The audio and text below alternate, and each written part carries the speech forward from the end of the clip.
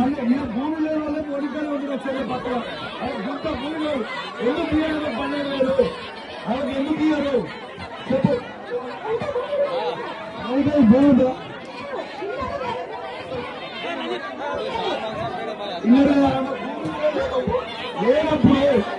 లేనప్పుడు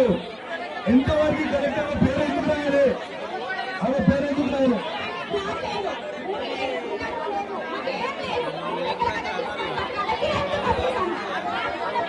పేరేందక్క అరుణక్క